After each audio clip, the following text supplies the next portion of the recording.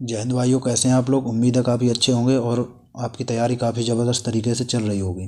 तो मैं आप यूपी पुलिस कांस्टेबल की तैयारी कर रहे सभी भाइयों के लिए आज प्रैक्टिस सेट लेकर आया हूं हिंदी का, जिसमें आप पिछले वर्ष परीक्षा जो यूपीएसआई की हुई थी उसके क्वेश्चन देखेंगे और आपको इन क्वेश्चनों से 101% काफ़ी मदद मिलेगी अपने परीक्षा में। जो आपकी परीक्षा परसों यानी 17 तारीख को होने वाली है, तो उस परीक्षा में लगभग बहुत ही मदद मिलेगी। तो ये क्वेश्चन ज़रूर आप देख के जाएं और वीडियो पूरा देख के जाएं। बस 10 मिनट का वीडियो होगा, उसी में मैं आपको पूरी कराने की कोशिश करूंगा। तो आइए देखते हैं क्वेश्चन नंबर 1। बोध शब्द का समानार्थी शब्द कौन सा है। बोध शब्द का समानार्थी शब्द कौन सा है। तो इसका आंसर होगा ऑप्शन ए, अनुभूति। अनुभूति।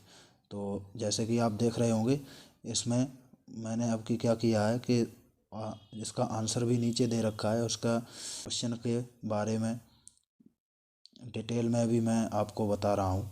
तो जैसे बोध शब्द का समानार्थी शब्द होगा अनुभूत। नेक्स्ट क्वेश्चन हम देखते हैं।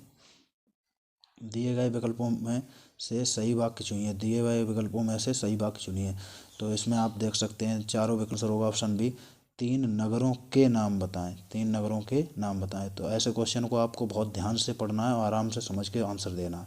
नेक्स्ट क्वेश्चन, पुष्कर का अर्थ बताइए। पुष्कर का अर्थ बताइए। तो पुष्कर तो आप जानते ही होंगे, बहुत पहले से पढ़ रखा होगा। इसका आंसर होगा ऑप्शन डी, पुष्कर मतलब ये होता है सरोवर, मतलब तालाब का।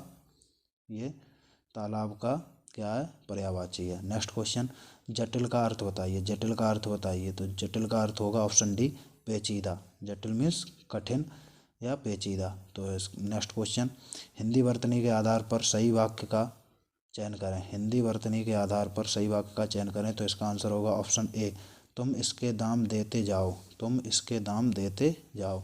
तो इसका आंसर ऑप्शन ए सही होगा। ऑप्शन बी में इसका नहीं होगा। इसमें इसके दाम देते गलत लिखा है ऑप्शन सी में। ऑप्शन डी में देते जाओ गलत लिखा है, जाओ। तो आंसर होगा हमारा ऑप्शन ए। नेक्स्ट क्वेश्चन, मुक्ति बोध के लिए जैनेन्द्र को किस पुरस्कार से सम्मानित किया गया था। तो आप पुरस्कार और रचनाओं में से ज़रूर आप देख के जाएं, साहित्य अकादमी पुरस्कार वगैरह ये ज़रूर देख के जाएं, क्योंकि आपको 2 क्वेश्चन अपनी परीक्षा में ज़रूर मिलेंगे। तो आप इसका आंसर देख सकते हैं। मुक्तिबोध के लिए जैनेन्द्र कुमार को किस पुरस्कार से सम्मानित किया गया था। इसका आंसर होगा ऑप्शन बी, साहित्य अकादमी पुरस्कार। 1966 में साहित्य अकादमी पुरस्कार मिला था मुक्तिबोध के लिए जैनेन्द्र कुमार को। नेक्स्ट क्वेश्चन, किस वाक्य में प्रविशेषण नहीं है। तो इसका आंसर होगा ऑप्शन बी, बच्चे समझदार हो गए हैं। बच्चे समझदार हो गए हैं। तो नहीं पूछ रहा है, तो इसमें बच्चे समझदार हो गए ये होगा। इसमें ऑप्शन ए क्या है। ऑप्शन ए, मुझे तो थोड़ी ही भूख है। मुझे तो थोड़ी ही भूख है। तो इसमें विशेषण की विशेषता इसमें भी बताई गई है। अरे बहुत ही सुंदर फूल हैं। तो बहुत इसमें भी सुंदर विशेषण है और इसकी विशेषता बहुत से कर दी गई। तो ये विशेषण हो गया। नेक्स्ट क्वेश्चन, ये भी प्रविशेषण का उदाहरण है। तो इसका आंसर होगा ऑप्शन बी, ये नहीं है। ऑप्शन बी आंसर होगा इसका। नेक्स्ट क्वेश्चन, दिए गए विकल्प में से सही वाक्य चुनिए। दिए गए विकल्प में से सही वाक्य चुनिए। तो सही चुनना है, डर के मारे चोर दौड़ गए। दौड़ गए नहीं होता है, डर के मारे चोर भाग गए होता है। ठीक है, तो ये गलत है। नेक्स्ट क्वेश्चन, परिवर्तन से ही विकास के चरण आगे बढ़ते हैं। परिवर्तन से ही विकास के चरण आगे बढ़ते हैं। तो ये ऑप्शन हमारा सही होगा, ऑप्शन बी। ललित की 2 बेटियां हैं, ये सही होगा। तो इसका आंसर ऑप्शन बी होगा। नेक्स्ट क्वेश्चन हम देखते हैं। अध्यापिकाएं इस शब्द के वचन के आधार पर निम्नलिखित विकल्पों में से सही संधि विच्छेद का चयन करें। तो अध्यापिकाएं में संधि विच्छेद हमें करना है। तो इसका आंसर होगा ऑप्शन बी, अध्यापिका प्लस ए। अध्यापिका प्लस ए। तो नेक्स्ट क्वेश्चन हम देखते हैं। झूठा सच के लेखक कौन है। झूठा सच के लेखक कौन है। तो इसका आंसर होगा ऑप्शन डी, यशपाल। तो रचनाएं और पुरस्कार हमने बताया, आपको ज़रूर देख के जाना है। और जिन जिन रचनाओं को पुरस्कार मिला है वो तो आपको 100% याद करके ही जाना है। तो उनसे आपको 2 क्वेश्चन ज़रूर यूपी पुलिस कांस्टेबल के पेपर में देखने को मिलेंगे। तो इसका आंसर होगा ऑप्शन डी, यशपाल। झूठा सच किसकी रचना है, यशपाल की रचना है। ये उपन्यास 2 भागों में 1958 1960 में प्रकाशित हुआ था। ठीक है, नेक्स्ट क्वेश्चन हम देखते हैं। लाल पीला होना मुहावरे का सही अर्थ है। लाल पीला होना मुहावरे का सही अर्थ है, तो इसका आंसर होगा ऑप्शन डी, अति क्रोध करना। तो कहते हैं गुस्से के मारे लाल पीला होना, तो अधिक क्रोध करना, ये इसका आंसर होगा ऑप्शन डी। नेक्स्ट क्वेश्चन, गाढ़ा शब्द का विलोम बताइए। गाढ़ा शब्द का विलोम बताइए, तो इसका आंसर होगा गाढ़ा का विलोम का होगा पतला। गाढ़ा का विलोम पतला। तो आप देख सकते हैं विलोम में गाढ़ा का विलोम पतला हो गया, सुख का दुख हो गया, ढीठ का विनम्र हो गया और गड्ढा का समतल हो गया। तो आप आंसर इसका देख सकते हैं। Next question, Brahma comma dash Mahesh comma ये तीनों डैश जगह का संचालन करते हैं। तो ब्रह्मा के बाद में क्या आएगा, विष्णु महेश, ब्रह्मा विष्णु महेश, ये तीनों शक्तियाँ होगा। तो सेंटेंस हमारा ये हो जाएगा। यहाँ जगह नहीं होगा, या गलत लिखा है, जगह की जगह जगत होगा, जगत का संचालन करती हैं। नेक्स्ट क्वेश्चन हम देखते हैं। उपमा अलंकार में उप का अर्थ है, उप का अर्थ होगा, इसका आंसर होगा ऑप्शन सी, समीप, मतलब तुलना करना, तौलना। नेक्स्ट क्वेश्चन, पायो जी मैंने राम रतन धन पायो, पंक्ति के आधार पर सही अलंकार चुनिए। पायो जी मैंने राम रतन धन पायो में कौन सा अलंकार होगा, रूपक अलंकार होगा, रूपक अलंकार होगा। तो रूपक अलंकार के बारे में हम परिभाषा, उपमेय और उपमान में भेद रहित आरोप किया जाए वहाँ रूपक अलंकार होता है। जैसे नेक्स्ट क्वेश्चन हम देखते हैं। मिलजुल मन किसकी रचना है। मिलजुल मन आपको पता होगा मृदुल्ला गर्ग की रचना है, तो इसका आंसर होगा ऑप्शन बी।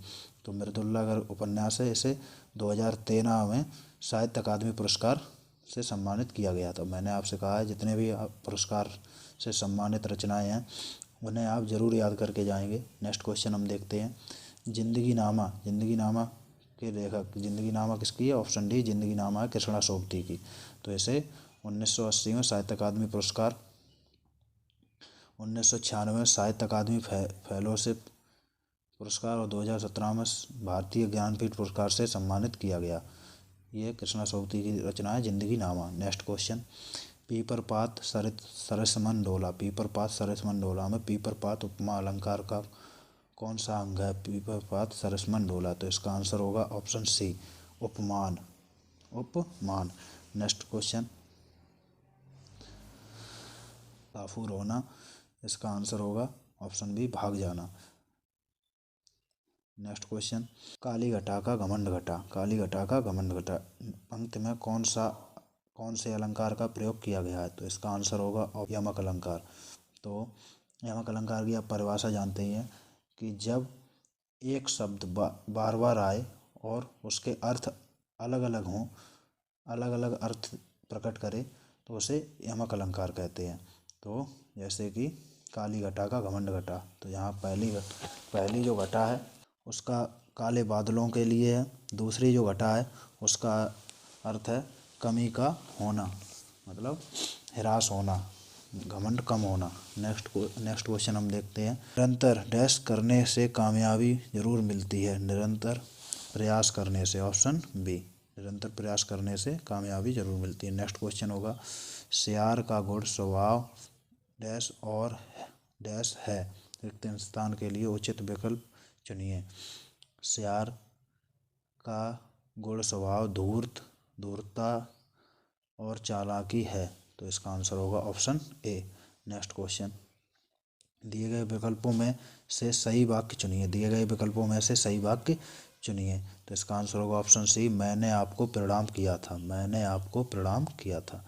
नेक्स्ट क्वेश्चन, विकल्पों में से पुल्लिंग शब्द का चयन करें। विकल्पों में से पुल्लिंग शब्द का चयन करें, इसका आंसर होगा ऑप्शन सी, तेजस्वी। ऑप्शन सी, तेजस्वी। तेजस्वी क्या है, पुल्लिंग है। नेक्स्ट क्वेश्चन, मनुष्य जीवन में ब्रह्मचर्य, गृहस्थ और वानप्रस्थ के अलावा एक आश्रम और भी है, वह चौथा आश्रम कौन सा है। तो उसका आंसर होगा ऑप्शन डी, संन्यास, संन्यास आश्रम। नेक्स्ट क्वेश्चन, थोता चना बाजे घना मुहावरे के अर्थ का चयन करें। तो थोता चना बाजे घना मुहावरे का अर्थ होगा ऑप्शन बी, बहुत दिखावा बहुत करना परंतु सार ना होना, ऑप्शन बी। नेक्स्ट क्वेश्चन, किंचित तत्सम शब्द का तद्भव शब्द बताएं। तो इसका आंसर होगा किंचित मतलब कुछ, ऑप्शन सी। नेक्स्ट क्वेश्चन, गद्यांश को ध्यानपूर्वक पढ़िए तथा प्रश्न के उत्तर दीजिए।